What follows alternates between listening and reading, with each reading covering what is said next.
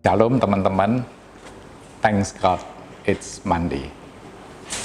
Setelah menikmati kemarin weekend, libur, lepas dari segala tekanan pekerjaan dan tugas-tugas yang lain, maka hari ini kita harus kembali start, memulai minggu yang baru. Saudara, tapi kita perlu bersyukur, karena ada dua hal. Yang pertama, kita dikaruniai kesempatan untuk menjadi lebih baik di minggu ini. Dan yang kedua, kita masih dibekali dengan firman dan penyertaan Tuhan. Gitu ya. Ya. Minggu ini sesuai dengan tema Induk GBI, itu adalah pembawa damai dan harapan. Dan ternyata, untuk bisa menjadi pembawa damai itu, syaratnya diperlukan tiga hal, yaitu hati yang memberi, hati yang mengampuni, dan hati yang memuridkan. Nah, pada kesempatan ini saya ingin menambahkan satu lagi renungan tentang hati ini. Amsal 4 ayat 23. Jagalah hatimu dengan segala kewaspadaan, karena dari situlah terpancar kehidupan. Hati ini perlu dijaga. Salomo, penulis daripada Amsal ini, dikaruniai hikmat daripada Tuhan, karena dia meminta hikmat itu. Dan salah satu mutiara yang disampaikan ialah, supaya kita itu menjaga hati kita dengan segala kewaspadaan. Harus sangat sungguh-sungguh, tidak boleh lengah, supaya tidak terkontaminasi. Saudara, tapi kita perhatikan dulu ayat-ayat sebelum Amsal 4 ayat 23 tadi. Kita naik ke atas sedikit. Amsal 4 ayat 20. Hai anakku, perhatikanlah perkataanku. Arahkanlah telingamu kepada ucapanku. Janganlah semuanya itu menjauh dari matamu. Simpanlah itu di lubuk hatimu. Saudara perhatikan, ada dua bagian tubuh yang minta untuk dijaga, yaitu telinga dan mata. Karena itu sebagai sarana atau jalan masuk ke lubuk hati kita. Ayat 22 berkata seperti ini. Karena itulah yang menjadi kehidupan bagi mereka yang mendapatkannya, dan kesembuhan bagi seluruh tubuh mereka. Saudara, ini akibat kalau kita menjaga mata dan telinga kita. Akibatnya menjadi kesembuhan di seluruh tubuh kita. Dan dikatakan menjadi kehidupan bagi yang mendapatkannya. Nah, sekarang kita masuk pelan-pelan, saudara. Yang pertama, telinga. Saudara, banyak sekali orang yang melalui telinganya ini masuk informasi-informasi. Dan kalau tidak hati-hati, dapat menyebabkan iri hati. Ya, yang pertama saya mau bawa contoh Hawa.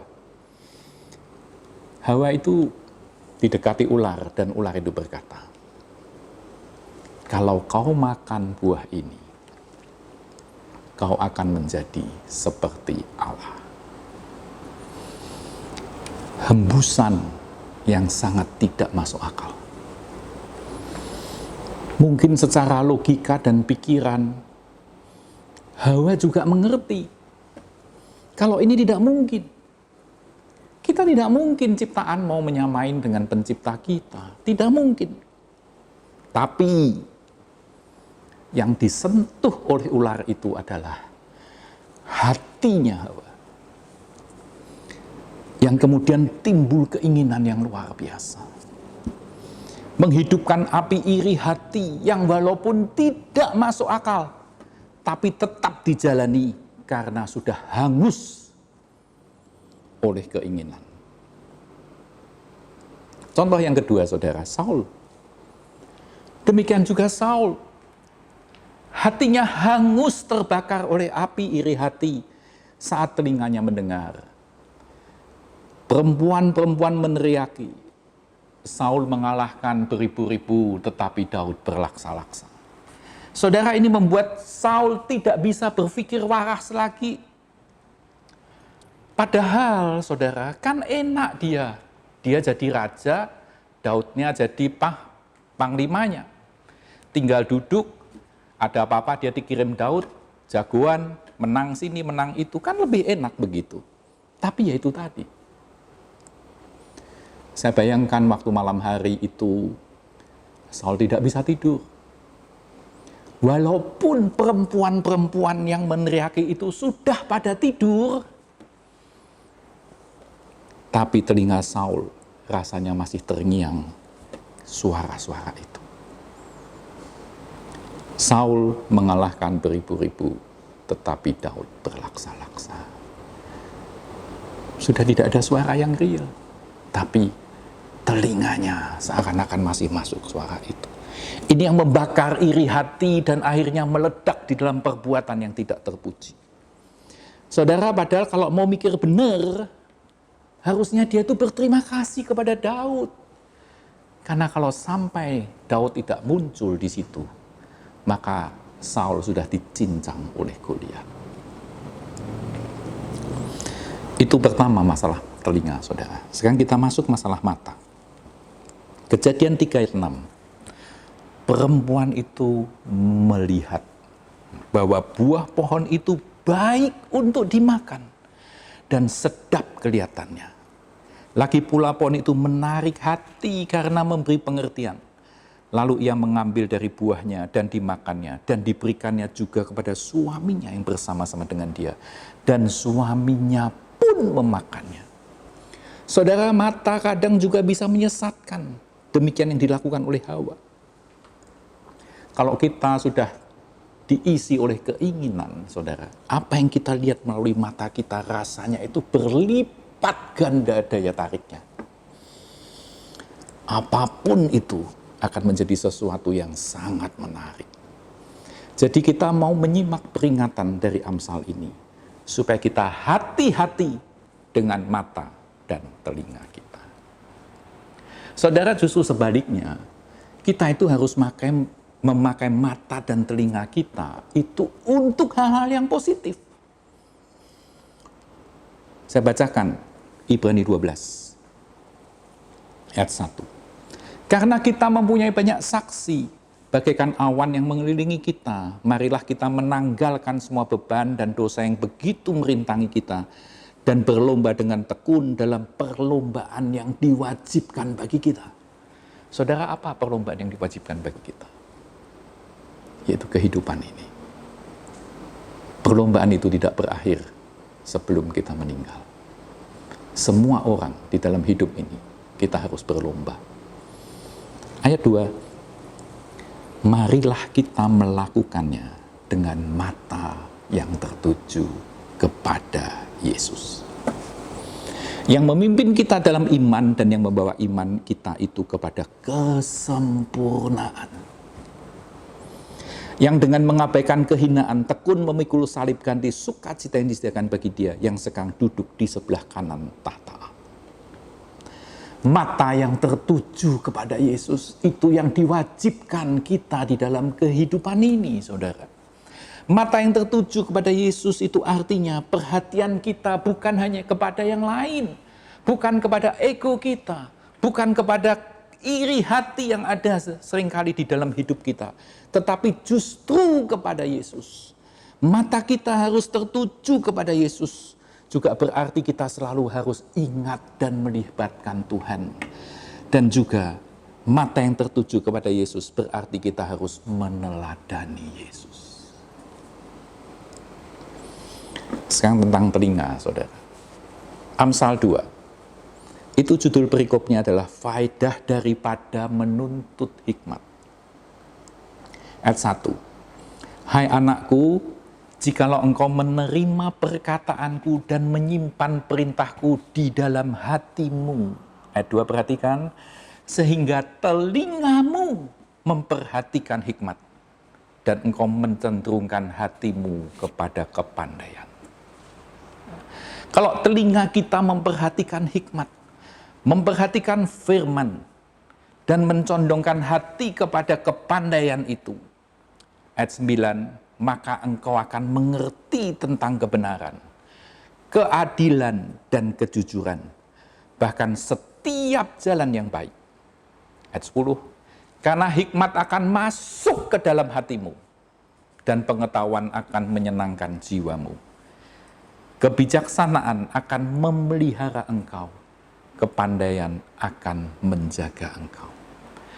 Saudara, melalui telinga yang memperhatikan hikmat, kita mendapatkan demikian banyak yang baik. Saudara, hikmat, ingat, hikmat juga terbentuk dari pendengaran yang baik.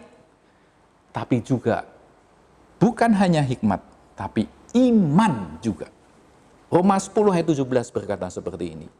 Jadi iman itu timbul dari pendengaran, dan pendengaran oleh firman Kristus. Saudara, yang terakhir bagian Tuhan. Kalau tadi kita membicarakan tentang mata dan telinga kita, sekarang kita coba melihat yang bagian Tuhan. Ya, Mazmur 34 saya menemukan ayat yang sangat indah. Ayat yang ke-15. Mata Tuhan tertuju kepada orang-orang benar, dan telinganya kepada teriak mereka minta tolong. Saudaraku, memasuki minggu ini, biar kita tidak seperti minggu-minggu yang lain, hanya mendengar firman saja. Tetapi saya rindu mengajak setiap kita benar-benar merasakan berkat yang nyata dari mata yang tertuju kepada Tuhan dan telinga yang memperhatikan hikmat dan firman. Supaya apa, saudara? Supaya benar-benar terjadi persekutuan antara engkau dengan Tuhan. Maksud saya, saudara, yang mata kita harus tertuju kepada Yesus. Dan ingat, mata Tuhan tertuju kepada kita. Mata kita dan mata Tuhan saling bertatapan dalam keadaan yang sama-sama benar. Yang kedua, telinga kita dipenuhi oleh firman Kristus. Dan ingat, telinga Tuhan dipenuhi oleh doa kita. Saudara, saya percaya kalau ini terjadi, sepanjang hidup ini kita akan merasakan kehadiran Tuhan dalam hidup kita secara nyata. Tuhan memberkati kita semua. Amin. Saudara, mari kita naikkan pujian ini bersama-sama.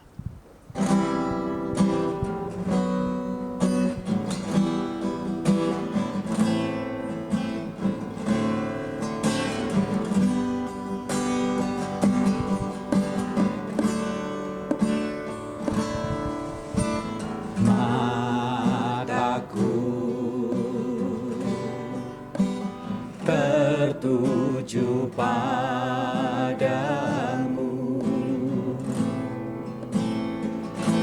segenap hidupku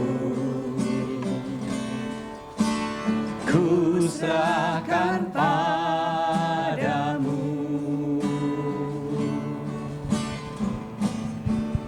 Bimbing aku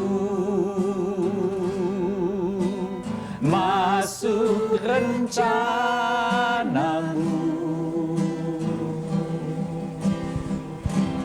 untuk membesarkan kerajaanmu.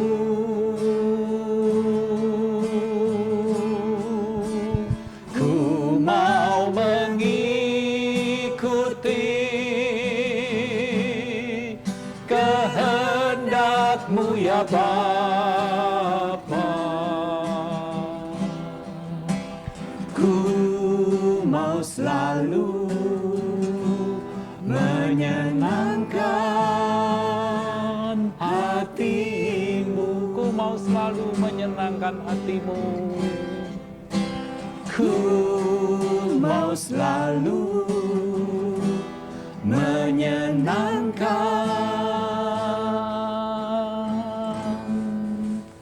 hatimu.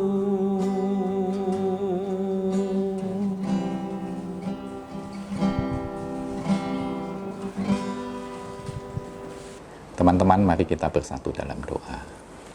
Bapa, kami mau sesuatu yang baru terjadi bagi kami. Supaya kami bukan hanya mendengar firman setiap hari Senin melalui Thanks God, It's Monday. Tapi buat kami sungguh-sungguh bisa merasakan bahwa firman itu nyata dalam hidup kami. Oleh sebab itu Tuhan buat kami dengan sadar boleh menjaga mata kami. Dan bahkan memakai mata kami untuk selalu tertuju kepada Tuhan. Dan telinga kami. Sadarkan kami Tuhan bahwa telinga ini menjadi pintu masuk bagi hikmat, bagi firman yang sanggup untuk mengubah hati kami. Terima kasih Tuhan. Dan kami percaya matamu juga tertuju pada orang-orang benar. Telingamu kepada teriak mereka yang minta tolong. Oleh sebab itu kami berdoa Tuhan, supaya telingamu saat ini mendengar doa kami. Menolong kami, menguatkan kami di dalam seminggu ini, supaya boleh menang. Menjagai telinga dan mata kami. Dan supaya itu berkenan kepada Tuhan. Terima kasih Tuhan, tolonglah kami masing-masing di dalam nama Tuhan kami Yesus Kristus.